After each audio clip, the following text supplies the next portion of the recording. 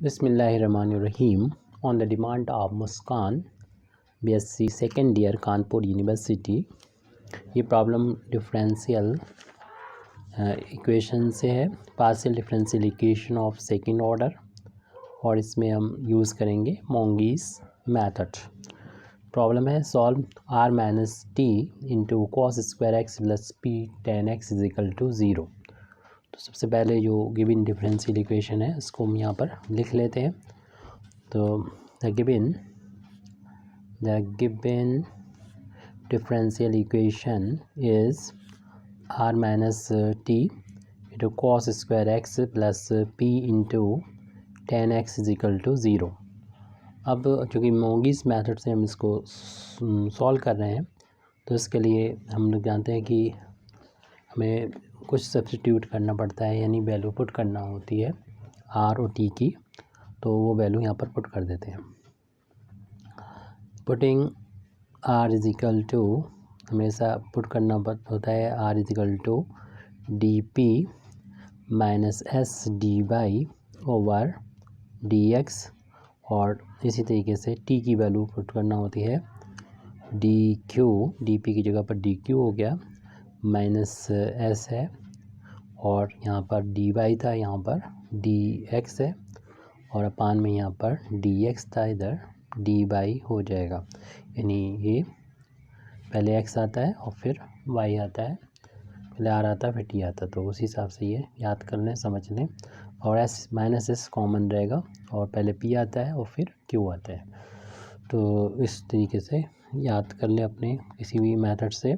Putting this value in the given differential equation, तो जो differential equation होगा ये हो जाएगा, आर की वैल्यू ये यहाँ पर पुट कर रहे हैं, D P minus S D Y upon D X, इसके बाद माइनस का साइन है, अप्लाई करते हैं, और टी की वैल्यू जो कि है D Q minus S D X upon D Y, और इसमें मल्टीप्लाई हो रहा है कॉस स्क्वायर एक्स का plus P into ten x is equal to zero.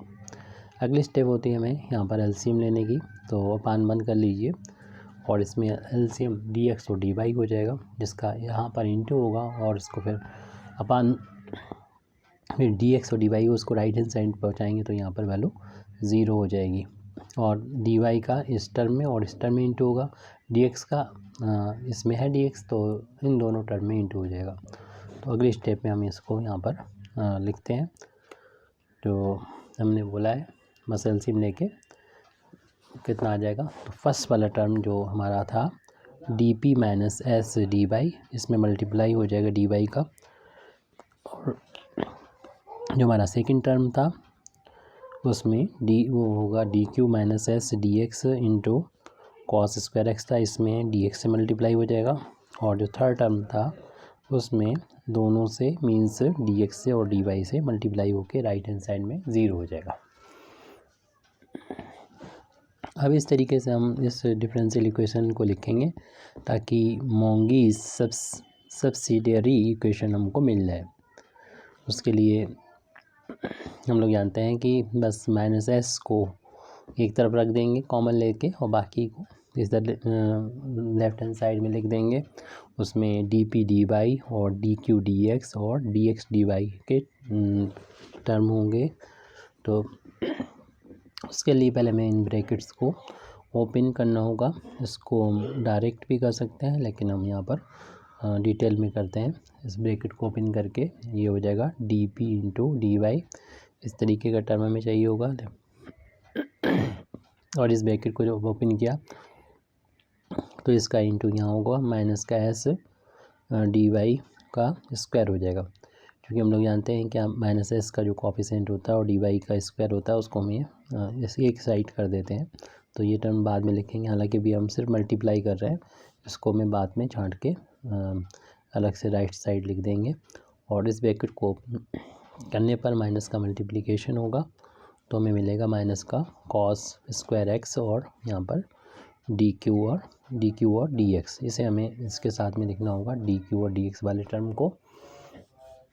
अब ब्रैकेट ओपन किया तो माइनस माइनस ये प्लस हो गया, और साथ में हमें मिला s और उसमें मल्टीप्लाई हो रहा है कॉस का भी, इसमें मल्टीप्लाई हो रहा है dx का, और dx पहले से मौजूद है तो इस होल अब स्क्वायर हो जाएगा माइनस माइनस प्लस s और यहाँ पर कॉस स्क्वायर x और साथ में dx का स्क्वायर, क्योंकि यहाँ पर ऐसा आ रहा है तो इसको भी हम इसके साथ में बाद में राइट हैंड साइड लिखेंगे।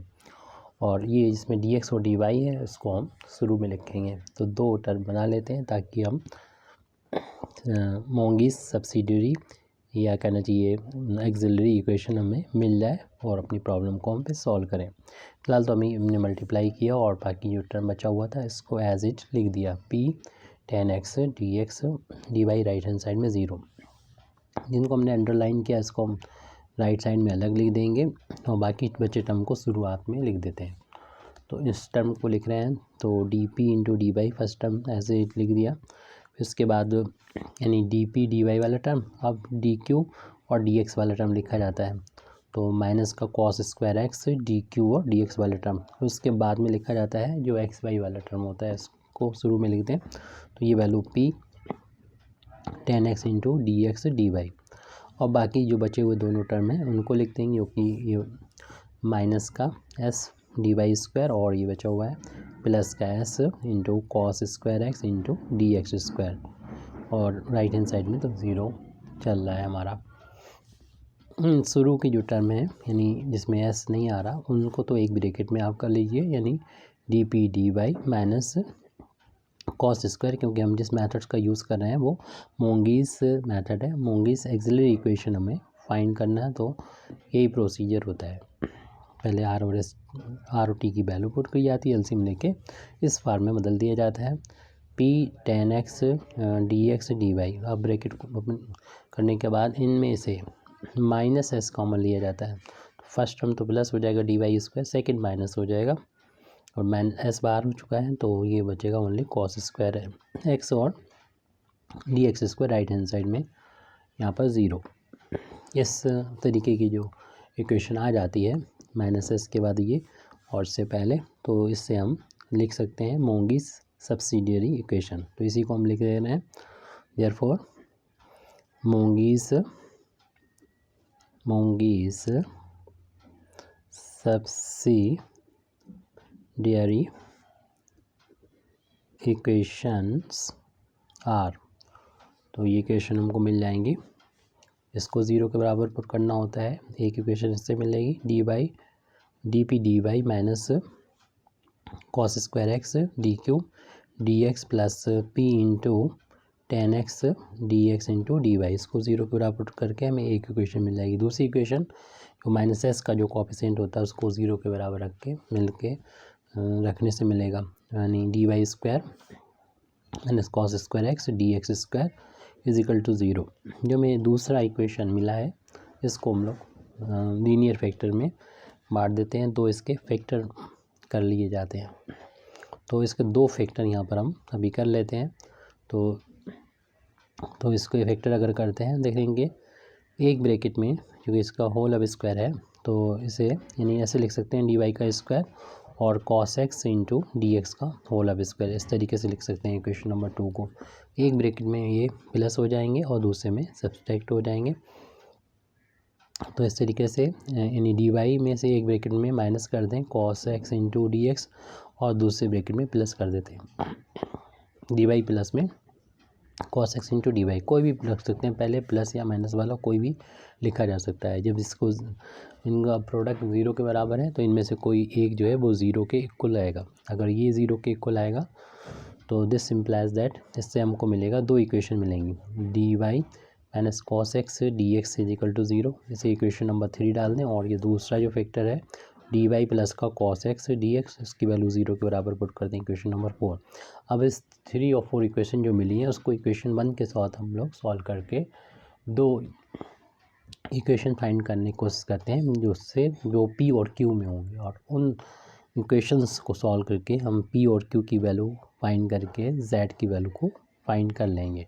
तो मेन मकसद है भी यहाँ पर इन इक्वेशन को सॉल्व करना है। तो ऐसे सॉल्व करते हैं कि 1 को सॉल्व करेंगे 3 के साथ और 1 को सॉल्व करेंगे 4 के साथ। तो पहले हम 3 और 1 को सॉल्व करेंगे, तो उसके लिए पहले 3 को ही सॉल्व कर लिया जाता है, यानी पहले इस थ्री को इसके साथ तो सॉल्व करना ही, साथ साथ इसको हमें इससे भी एक रिजल्ट निकालना होता है। तो पहले इक्वेशन नंबर 3 को इंटीग्रेट कर देंगे, यानी इक्वेशन नंबर 3 को हम इस तरीके से लिख सकते हैं। इक्वेशन नंबर 3 को ऐसे लिख सकते हैं, डी बाई तो लिखा हुआ ठीक है, यहाँ पर आप ऐसा भी कर सकते हैं कि ये इसका साइन का इंटीग्रेशन, ये जो होगा डिफ्रेंशिएशन होगा साइन का, तब हमें इंटीग्रेशन मिला होगा, यानी डी साइन एक्स मीन्स अगर साइन का डिफ्रेंशिएशन करेंगे तो कॉस एक्स आ जाएगा, और एक्स का differentiation d x is equal to 0। इसे एग्जैक्ट हमने बना लिया, क्योंकि डी वाई तो ऐसे ही लिख दिया इक्वेशन नंबर 3 से, ये माइनस का साइन ये, और अगर डिफरेंस साइन का करेंगे, साइन का डिफरेंस कॉस और एक्स का डी एक्स हो जाएगा, राइट हैंड साइड में 0। तो ये एग्जैक्ट बन गया, यानी इसको और भी ज़्यादा एग्जैक्ट फॉर्म में लिख सकते हैं। अगर डी को हम बाहर ले लें तो y माइनस साइन एक्स का डिफ्रेंशिएशन करेंगे तो ये वैल्यू हमको मिल जाएगी। अब इसको इंटीग्रेट कर देते हैं, ऑन इंटीग्रेटिंग किसी की रिस्पेक्ट में इसको इंटीग्रेट अभी नहीं करना है, इंटीग्रेटिंग। जब इसको हम इंटीग्रेट कर रहे हैं तो इंटीग्रेट करने पर हमें ये देखेंगे डी हट जाएगा, तो y माइनस साइन एक्स, और यहाँ पर एक कांस्टेंट आ जाएगा, उस कांस्टेंट का कोई नाम दे देंगे, माना वो कांस्टेंट a1 है, और इसे एक इक्वेशन डाल देंगे, इक्वेशन नंबर हमने इसको 5 डाल दिया। अब एक ये इक्वेशन यहाँ आ तो गया, हमें साथ ही साथ इक्वेशन नंबर 3 को सॉल्व करके ये आ गया, और फिर 3 को ही लेके यहाँ से ऐसी वैल्यू फाइंड करेंगे जो हमारे इक्वेशन नंबर 1 में रखने के लिए हो जाए। तो इक्वेशन नंबर में ये ध्यान देते हैं, देखिए डी बाई यहाँ पर है, डी बाई यहाँ पर है, यहाँ पर डी एक्स है, तो डी एक्स को हटाना होता है। तो हमें यहाँ इक्वेशन नंबर 3 में डी एक्स नज़र आ रहा है, साथ में कॉस, तो ऐसा करेंगे कॉस एक और एक डी एक्स को मिला के इसकी जगह पर रख देंगे, हम डी वाई रख देंगे, क्योंकि इक्वेशन नंबर 3 से अगर हम इसको उधर राइट हैंड साइड में पहुँचाएँ तो कॉस एक्स डी एक्स की जगह पर डी वाई हम इक्वेशन नंबर 1 में रख सकते हैं। लेकिन इक्वेशन नंबर 1 को हम उसी फार्म में पहले बना देते हैं, और फिर इसकी वैल्यू को इक्वेशन नंबर बता देंगे, हम थर्ड से रख रहे हैं। तो इक्वेशन नंबर 1 को पहले हम बुला लेते हैं, तो इक्वेशन नंबर 1 को बुलाया तो ये वैल्यू थी उसमें डी पी डी वाई, और माइनस जो कॉस स्क्वायर से 2 पार्ट में बांट दिया, एक कॉस एक्स डी क्यू लिख दिया, और दूसरा कॉस एक्स और डी एक्स लिखा था वो लिख दिया, यानी अलग अलग करके लिख दिया। बाकी टर्म ऐसे लिखा रहने दीजिए, p tan x into d x d y, right hand side में 0 एज इट। अब ये वैल्यू हमने बोला था इक्वेशन नंबर 3 से अगर निकालेंगे, फाइंड करेंगे, तो ये डी वाई के बराबर होगी, उसको यहाँ पर पुट कर देंगे। ऐसा करने से डी वाई पूरी इक्वेशन में कॉमन होगा, जिससे हम डिवाइड कर देंगे, तो हमारा इक्वेशन बहुत सिंपल सा आ जाएगा, जो कि पी और क्यू में इक्वेशन होगा। तो अभी हम ये वैल्यू लिख रहे हैं सिर्फ cos x into D Q, और ये इसकी वैल्यू जो पुट की इक्वेशन नंबर 3 से, तो डी वाई के बराबर आई, और प्लस का p into ten x into d x d y is equal to 0 हमने यूज़ किया है from equation number 3। Equation number 3 से हमने वैल्यू निकाली है, यानी कॉस एक्स डी एक्स की यहाँ पर डी वाई की वैल्यू को यहाँ पर पुट कर दिया, इंडिकेट भी कर दें आप। पूरी इक्वेशन को अगर हम डी वाई से डिवाइड कर देंगे तो ये फर्स्ट टर्म में तो हमारा डी पी बचेगा, सेकेंड टर्म में बचेगा कॉस एक्स और डी क्यू, एक ही डी क्यू है यहाँ पर, और प्लस यहाँ पर बच रहा है पी इंटू टेन एक्स और डी एक्स बराबर 0। इस इक्वेशन को भी हम अगर ठीक से देखें तो ये एग्जैक्ट डिफरेंशियल इक्वेशन है।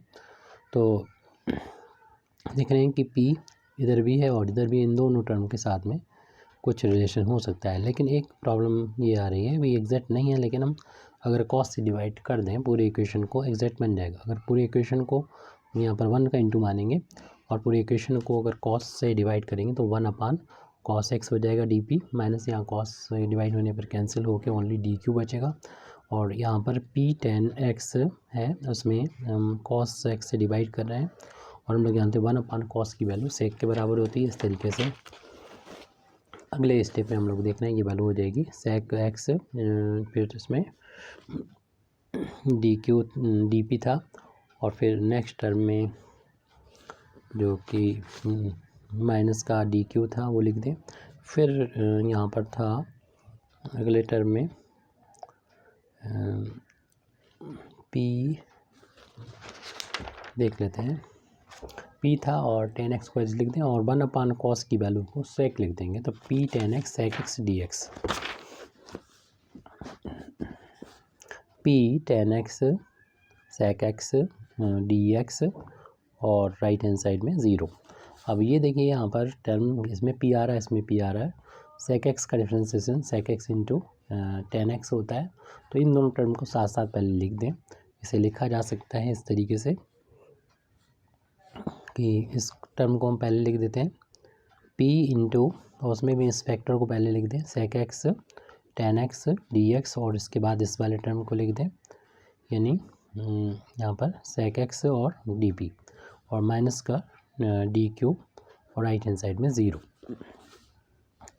इसे चाहे तो इन दोनों टर्म को मिला के एग्जैक्ट डिफ्रेंशिएशन बना सकते हैं। इसे ऐसे लिखा जा सकता है जैसे p का इसका डिफ्रेंशिएशन हुआ है p का, या इस टर्म से देख के लिख सकते हैं। एक तो sec x का differentiation sec x tan x होता है और p का डिफ्रेंशिएशन dp होता है। तो इसका मतलब p लिख दें और sec x लिख दें, p इंटू sec x लिख देंगे। तो फर्स्ट में वैसा ही p और सेकंड का डिफ्रेंशिएशन, और सेकंड वैसा ही फर्स्ट का डिफ्रेंशिएशन। इसको ऐसे करके लिखा जा सकता है माइनस dq बराबर 0। अब हम इंटीग्रेट करेंगे और यहाँ पर फिर दोबारा से कह रहे हैं किसी की रिस्पेक्ट में इंटीग्रेशन नहीं करेंगे। तो अगेन इंटीग्रेट करेंगे, इंटीग्रेटिंग ऑन इंटीग्रेटिंग, तो इंटीग्रेट करेंगे तो d हट जाएगा, सी मिलेगा p sec x minus q मिलेगा, और राइट हैंड साइड में ये कांस्टेंट आएगा b1। इसे मान लेते हैं इक्वेशन नंबर एक नया डाल देते हैं। अभी तक हमारे 5 इक्वेशन आ गए, तो इक्वेशन नंबर 6 डाल देंगे, क्योंकि हम लोग जानते हैं जो इक्वेशन जो में ये वैल्यू मिली है b1, वो उसको हम इस तरीके से f1 इंटू a1 की फार्म में लिखेंगे। और ये equation number from equation number 5 and 6 से कह सकते हैं कि b1 का मतलब ये है p sec x, इनको इन्हें कनेक्ट कर दिए जो कांस्टेंट थे एक फंक्शन से, आर्बिट्रेरी फंक्शन है यहाँ पर f1, और a1 की वैल्यू इक्वेशन नंबर 1 से है y माइनस का, इक्वेशन नंबर 5 से, इक्वेशन नंबर 5 से है a1 की वैल्यू y माइनस का sin x। तो ये इक्वेशन एक नया आया है, इस इक्वेशन नंबर 7 डाल देते हैं। जिस तरीके से हमने इक्वेशन नंबर 3 और 1 को सॉल्व करके ये इक्वेशन अभी 7 बनाया है, ऐसे हमें इक्वेशन नंबर 4 को 1 के साथ सॉल्व करना है। तो सेम प्रोसीजर रहेगा। पहले जिस तरीके से इक्वेशन नंबर 3 को ये मैंने इंटीग्रेट किया था, एक रिलेशन निकाल लिया था 5, तो ऐसे हम अब इक्वेशन नंबर 4 को इंटीग्रेट करेंगे। तो इक्वेशन नंबर 4 से पहले लिख देते हैं इक्वेशन नंबर 4 से। तो इक्वेशन नंबर 4 को हम इस तरीके से भी लिख सकते हैं, यानी वहाँ पर था dy और प्लस d sin x ऐसे करके लिख सकते हैं, और राइट हैंड साइड में 0, क्योंकि साइन का डिफरेंस है cos x और x का dx यानी। और फिर इसको ऐसे भी लिख जा सकता है y प्लस का sin x is equal to 0। और अब लिख दें ऑन इंटीग्रेटिंग, जब इसको इंटीग्रेट करेंगे तो y प्लस sin x, और यहाँ पर इंटीग्रेशन कांस्टेंट का इंटीग्रेशन 0 का इंटीग्रेशन कांस्टेंट आएगा, उस कांस्टेंट को हम a2 नाम दे देंगे, और इसको एक नया इक्वेशन 8 इक्वेशन नंबर 8 डाल देंगे। अब जिस तरीके से अभी सॉल्व किया था हमने इक्वेशन नंबर 1 और 3 को सॉल्व किया था, अब 4 को यूज़ करना है 1 में। तो 1 इक्वेशन को हम बुला लेंगे, और यहाँ पर b cos x dx यहाँ पर भाई माइनस का dy अब की हो जाएगा। अगर इसकी वैल्यू को निकालेंगे, इसको ट्रांसपोज करना पड़ेगा, माइनस dy यहाँ पर पुट कर देंगे। तो क्योंकि हमें यहाँ पर dx को यहाँ पर हटाना है, dy इधर भी है इधर भी है, तो फिर उसके बाद सॉल्व करने का प्रोसीजर वैसा ही रहता है। तो इक्वेशन नंबर 1 को दोबारा से हम बुला लेते हैं यहाँ पर। तो इक्वेशन नंबर 1 को यहाँ पर बुलाया, तो इक्वेशन 1 को इस तरीके से हम लिख सकते हैं, हमारा dp इंटू डी वाई पहले से मौजूद था, और जो कॉस स्क्वायर था उसे 2 पार्ट में बांट दें, cos x into D Q कर दें, और दूसरा जो कॉस एक्स है वो डी एक्स के साथ में लिख दें। बाकी जो लिखा हुआ है p tan x और dx dy, उसको एज इट लिखा रहने, राइट हैंड साइड में 0 है वैसे लिखा रहने। इस वैल्यू को इक्वेशन नंबर 4 जिस तरीके से 3 से सॉल्व किया था, ऐसे इक्वेशन नंबर 4 के साथ सॉल्व करेंगे। तो वहाँ से भी हमने वैल्यू बताई थी कितने के बराबर हो जाएगी, cos x into D Q, और ये वैल्यू आ जाएगी माइनस का dy हो जाएगी इक्वेशन नंबर 4 का हम जब यूज़ करेंगे, और p into tan x into d x into d Y, और राइट हैंड साइड में 0, ये हमने यूज़ किया है यूजिंग इक्वेशन हमने 4 का यूज़ किया था और वहाँ से वैल्यू निकाल ली थी, फाइंड कर ली थी cos x dx की वैल्यू आपको बताई थी माइनस डी वाई। तो ये वैल्यू पुट कर दी और माइनस माइनस से प्लस हो जाएगा। तो ये इक्वेशन इस तरीके से हो जाएगी d p d y plus का cos x d q d Y और प्लस का p into ten x into d x d Y और राइट हैंड साइड में ये ज़ीरो। पूरे इक्वेशन को हम डी वाई से डिवाइड कर देंगे। पूरे इक्वेशन को जो हमने डी वाई से डिवाइड किया तो हमारा इक्वेशन इस तरीके से आ जाएगा d p plus cos x d q d y से डिवाइड कर दिया है पूरे इक्वेशन को।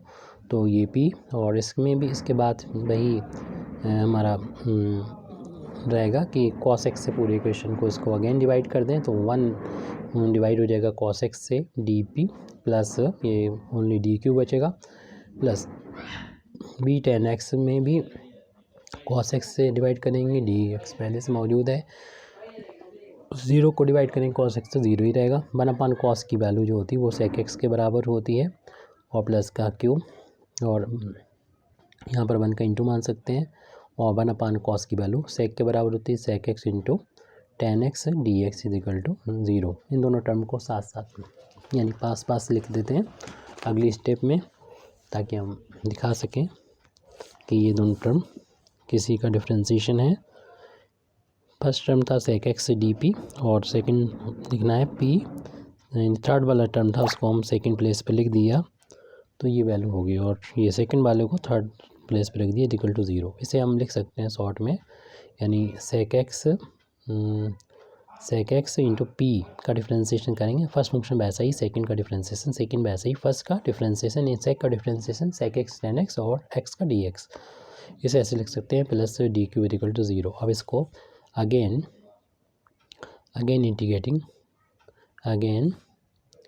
इंटीग्रेटिंग किसी के रिस्पेक्ट में नहीं करना है, इसमें दोबारा से हम बता देते हैं। तो ये वैल्यू हो जाएगी sec x इंटू पी है ये sec x into P plus का क्यू और राइट हैंड साइड में एक कांस्टेंट। उसी तरीके से b1 था, आप पहले आपकी b2 लिख दें ये और इक्वेशन नंबर एक नया डाल दिए इक्वेशन नंबर 9। और जिस तरीके से हमने a1 और b1 को एक दूसरे से कनेक्ट किया था तो b2 बराबर एक दूसरा फंक्शन ले लीजिए f2a2 तो इससे कनेक्ट कर दीजिए और यानी हम इक्वेशन नंबर अभी तो 9 और उससे पहले वाला 8 और 9 को कनेक्ट कर देंगे। 8 और 9 में ही a1 a2 आ रहे हैं तो उनको इस फार्मूले से कनेक्ट करेंगे तो v2 की वैल्यू ये वैल्यू है यानी p sec x plus q और ये फंक्शन है f2 और a2 की वैल्यू रख दें जो कि y sin x है। इसे इक्वेशन नंबर 10 डाल के छोड़ दें। अब इन दोनों इक्वेशन को, दोनों मीन्स हमारे इक्वेशन नंबर 7 और इक्वेशन नंबर 10, इन दोनों को सॉल्व करना है। तो इन देखें ये पी क्यू में इक्वेशन है और ये भी पी क्यू में इक्वेशन है और दोनों के कोएफिशिएंट सेम है तो हमारे लिए सॉल्व करना बहुत आसान होगी। इसकी पी और क्यू की वैल्यू को फाइंड करना बहुत आसान होगी। इन दोनों को बस ऐड करेंगे, सब्सट्रैक्ट करेंगे, आ जाएगी वैल्यू। तो इक्वेशन नंबर अगर हम 10 में प्लस कर देते हैं इक्वेशन नंबर 7 को, देखेंगे q से q कैंसिल हो जाएगा और ये टर्म है 2 टाइम्स हो जाएगी यानी 2 टाइम्स हो जाएगा p sec x और ये दोनों ऐड होंगे तो उधर राइट हैंड साइड में f1 y minus sine x, यहाँ पर है f2 y प्लस का साइन x और ये चूँकि हमें p की वैल्यू निकालना है तो पूरे में डिवाइड कर देंगे हम 2 sec x से तो p की वैल्यू आ जाएगी, यहाँ 1 का इंटू मान सकते हैं 1/2 sec x आ जाएगी और फंक्शन था हमारा f1 y minus sine x plus f2 y plus sine x और 1/, हम लोग जानते हैं sec की वैल्यू cos के बराबर होती है तो p की वैल्यू 1/2 cos x हो जाएगी। f1 y minus sine x plus f2 y plus sine x। तो इससे p की वैल्यू आ गई और q की वैल्यू निकालना हो तो इक्वेशन नंबर 10 में से हम 7 को माइनस कर देंगे। तो इक्वेशन नंबर 10 में से हम माइनस कर रहे हैं 7 को, इक्वेशन नंबर 7। इससे क्या होगा कि p से p कैंसिल हो जाएगा और क्यू ये प्लस का, इसमें से माइनस होगा, ये माइनस का क्यू, तो माइनस माइनस। इक्वेशन नंबर 7 है, माइनस प्लस हो जाएगा तो 2 टाइम्स क्यू हो जाएंगे, 2 टाइम्स क्यू हो जाएंगे। और इसमें से माइनस कर रहे हैं तो ये प्लस का होगा F2 y plus sine x, इसमें से माइनस कर रहे हैं F1 y minus sine x. Q की वैल्यू निकालना है तो 2 से डिवाइड करेंगे तो पूरे में डिवाइड हो जाएगा 2 से, तो यानी 1 का इंटू 1 है तो 1/2 हो जाएगा। F1 को अगर पहले लिखना चाहें तो लिख दिए, लेकिन उसका साइन भी साथ में आएगा माइनस का, F1 y minus sine x और प्लस ये प्लस का ही साइन F2 और वाई प्लस का साइन एक्स। किसी को पहले लिखा रहने का कोई इफेक्ट नहीं पड़ना है यहाँ पर।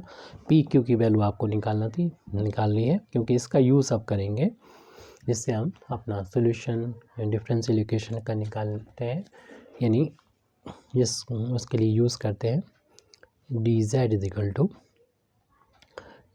Equal to p into d x plus q into d y में। यहीं पर हमें पी और क्यू की वैल्यू पुट करना होती है और उसी से फिर हम जेड की वैल्यू निकाल के अपने जो भी डिफरेंशियल इक्वेशन है उसका कंप्लीट इंटीग्रल फाइंड करते हैं मोंगीज मेथड से। तो अब हम पी की वैल्यू यहाँ पर पी की वैल्यू पुट कर रहे हैं, पी की वैल्यू को यहाँ पर फाइंड कर रहे हैं। पी की वैल्यू है 1/2 cos x, तो ये वैल्यू हो जाएगी F1 y minus sine x plus F2 y plus sine x. उसके बाद में यहाँ पर की प्लस का इंटू में डी एक्स है, उसके बाद प्लस का है क्यू की वैल्यू अभी निकाली है 1/2, जो कि minus F1 y minus sine x plus F2 y plus sine x और लास्ट में डी वाई है। अब इसको भी एग्जैक्ट बनाने की कोशिश करते हैं। उसके लिए हमें पहले ब्रैकेट को ओपन करना होगा और सारे टर्म को रीअरेंज करके लिखना होगा, ताकि ये जो है एग्जैक्ट बन जाए। और एग्जैक्ट जैसे ही आ जाएगा तो फिर हम उसको इंटीग्रेट करके आसानी से इस डिफरेंशियल इक्वेशन का सॉल्यूशन फाइंड कर सकते हैं। तो इसके लिए हम इस 1/2 cos x का इस टर्म में इंटू करेंगे और फिर इस वाले टर्म में इंटू करेंगे और फिर इस 1/2 का इन दोनों टर्म में मल्टीप्लाई करेंगे। तो और उसको हम अगले पेज पर लिखना है, आप देख लीजिए अच्छी तरीके से। और इसी को हम आगे लिखने वाले हैं। ब्रैकेट ओपन करेंगे तो 1/2 इधर तो कॉस है, यहाँ ओनली 1/2 है और बाकी आपको F1 के साथ माइनस है, F2 के साथ प्लस है। और इस टर्म में दोनों प्लस है, यहाँ पर ये माइनस ये प्लस है और इसमें डी एक्स इधर डी वाई है। तो इस चीज़ को ध्यान में रखते हुए हम लोग इसको ब्रैकेट को ओपन कर देंगे, सबका आपस में मल्टीप्लाई कर लेंगे और यहाँ पर डी वाई की वैल्यू को फाइंड कर लेंगे। यानी हम यहाँ पर अब लिख रहे हैं डी जेड की वैल्यू लिख रहे हैं, मल्टी ब्रैकेट ओपन कर रहे हैं तो 1/2 और cos x का मल्टीप्लाई हो जाएगा अंदर। तो फर्स्ट टर्म में आ रहा है F1 y minus sine x और डी एक्स का भी मल्टीप्लाई आ रहा है इसमें, और प्लस 1/2 cos x F2 और y प्लस साइन एक्स। कुछ नहीं किया हमने, ब्रैकेट को ओपन किया है और ये पहला ब्रैकेट ओपन किया है जब वो 1/2 का और cos x का इधर लेफ्ट हैंड साइड से मल्टीप्लाई किया है इन दोनों टर्म में, और dx का भी इधर इन दोनों टर्म में मल्टीप्लाई करके हमने यहाँ पर लिख दिया है। इसी तरीके से हमें अब सेकंड जो कि माइनस का यहाँ पर 1/2 का इंटू करना है, तो फर्स्ट टर्म यहाँ पर ब्रैकेट ओपन करेंगे प्लस और फिर माइनस का इंटू करेंगे, तो प्लस माइनस का इंटू माइनस का 1/2 F1 था और उसके साथ y माइनस का साइन x है और डी वाई होगा इसमें प्लस 1/2 F2 है, उसके साथ y प्लस होगा साइन x और डी वाई होगा। अब इसको इस तरीके से हमें इन टर्म को रीअरेंज करके लिखना है ताकि ये एक्जैक्ट डिफरेंशियल इक्वेशन बन जाए। तो इसके लिए देख रहे हैं कि हम F1 वाई माइनस एक्स जो है जिसमें आ रहा है, एक ये टर्म है और दूसरा ये टर्म है, तो इन दोनों को साथ साथ यानी पास पास लिख लेते हैं और इन दोनों को साथ साथ लिख लेते हैं। तो इस टर्म को हम पहले लिख देते हैं, और तो किसी भी टर्म को हालांकि पहले लिख सकते हैं। तो इसमें हम इस टर्म को अगर पहले लिखते हैं तो ये मिलेगा हमें माइनस का d z is equal to minus का 1/2 f1 y minus sine x d y. फिर इस टर्म को लिख दें जो कि प्लस का है 1/2 cos x f1 function of y minus sine x d x. अब बाकी ये दोनों बचे हुए जो टर्म हैं उनको भी यहाँ पर हम लिख देते हैं। तो यहाँ पर इसको टर्म को पहले ही लिख दें, ये डी एक्स है तो इस टर्म को पहले लिख दें 1/2 f2 y plus sine x d Y, और फिर इस टर्म को लिख देंगे plus 1/2 cos x into f2 y plus sine x d x. तो यहाँ पर लिखा जा सकता है डी जेड इजिकल टू, इन दोनों टर्म्स में हमें इस तरीके से दिख रहा है कि कॉमन दिख रहा है ये, और साथ में -1/2 भी कॉमन दिख रहा है। 1/2 कॉमन ले लिया, माइनस भी ले लिया इस टर्म को पॉजिटिव बनाने के लिए, और साथ ही साथ f1 function of y minus sine x भी कॉमन इन टर्म में। तो ये टर्म माइनस बाहर निकलने पर प्लस का हो जाएगा डी बाई, और ये प्लस था तो माइनस से बदल जाएगा क्योंकि -1/2 हमने बाहर लिया है। यहाँ पर cos x बचेगा, और क्योंकि ये कॉमन बाहर हो गया f1 जो कि फंक्शन था y माइनस साइन एक्स का, सिर्फ dx बचा, उसको हमने यहाँ पर लिख दिया। अब यहाँ पर ये दो टर्म बचे हुए हैं, इनमें भी हम 1/2 कॉमन नज़र आ रहा है यहाँ पर, और फंक्शन ऑफ f2 जो कि फंक्शन है y प्लस साइन एक्स का, उसको कॉमन लेने पर हमें ये इस वाले टर्म में डी वाई है बचे, क्योंकि ये पूरा कॉमन हो गया है, डी वाई बच रहा है, और इसमें ओनली बच रहा है कॉस और डी एक्स, प्लस का कॉस डी एक्स प्लस का plus cos x into d x. तो डी जेड की देखें बिल्कुल एग्जैक्ट बनाने की कगार पर मौजूद है ये।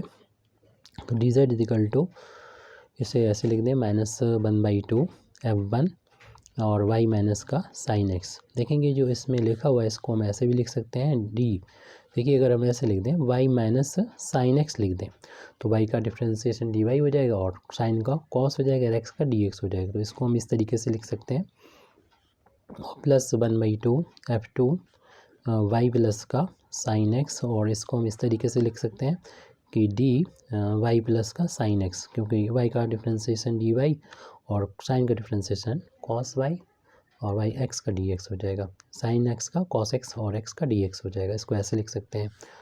अब इसमें भी अगर हम थोड़ी देर के लिए इसको t कह देते हैं और इसको कुछ और फंक्शन u कह देते हैं तो और ज़्यादा समझ में आएगा। Minus d z equal to -1/2 f1, इसको हमने थोड़ी देर के लिए t बोल दिया। t हमने अगर कुछ माना ना हो, और t चूँकि हम लोग वो सेकंड डेरिवेटिव के तौर पर इसको लेते हैं z के, तो t ना लें, इसके लिए हमें कुछ और ले लेना चाहिए, u और v का यूज़ कर लें, u और v।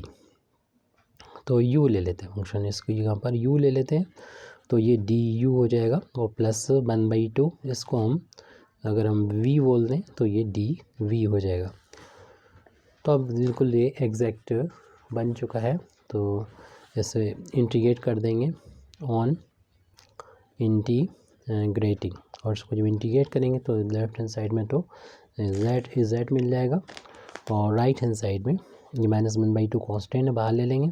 इंटीग्रेट करना होगा हमें f1 u का du के साथ में हो जाएगा, इससे कि 1/2 बाहर हो जाएगा, सॉरी ये इंटीग्रेशन का साइन है, और फंक्शन f2 तो बाद में v का और dv।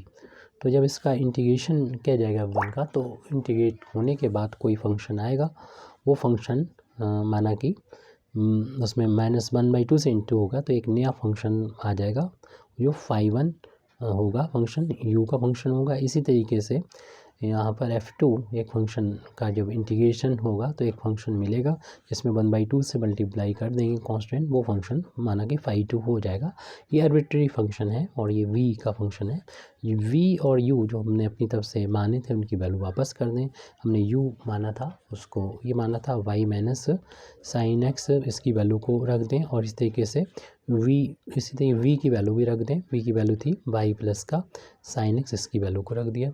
तो इस तरीके से हमारा ये जो डिफरेंशियल इक्वेशन हमको दे रखा है, तो उसको मूविस मेथड से हमने सॉल्व करके z की जो वैल्यू फाइंड की है, ये कहलाएगी कंप्लीट इंटीग्रल।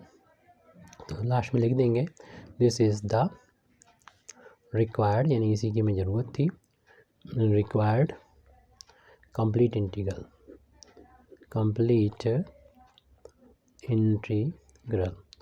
तो ये हमको फाइंड करना था। Thank you very much indeed for listening me. वाखिर दावाना अल्हम्दुलिल्लाहि रब्बिल आलमीन।